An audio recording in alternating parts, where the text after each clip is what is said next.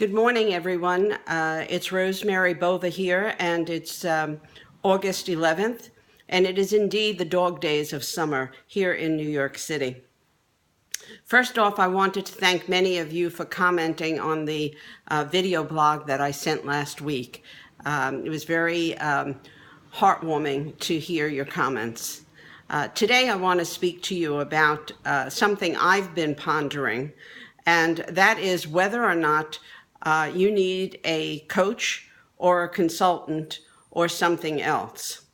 You know, it's when I started out in this field of organization development over 30 years ago, an OD consultant was one who worked both at the individual level and the team level and the organization level. And as the world has evolved and companies have evolved, new industries have evolved, as we all know. So there's been this disruption, as we know from Airbnb and Uber and things like that. Well, there's been a disruption, I think, in the field of OD as well. And that disruption is actually the distinction, or the false distinction, I would say, between coaching and consulting.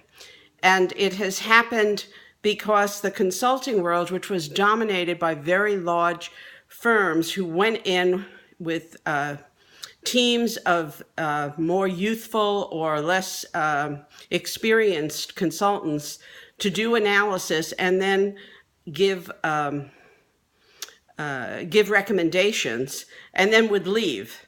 And so the companies were left with binders of to-do lists, but not the know-how of how to do it.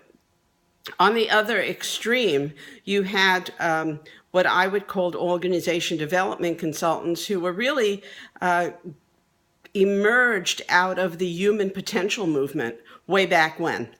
And I was trained in that movement and had, before I started my own business, general management positions. So I knew that you have to work not only with the individual, but you have to work with teams, and you have to work with the organization as an entity unto itself. So I've been pondering this distinction now in the literature and in all kinds of marketing and associations that distinguishes or separates out apart consulting from coaching. Because what I think people need right now are people who can work both extremes of the system.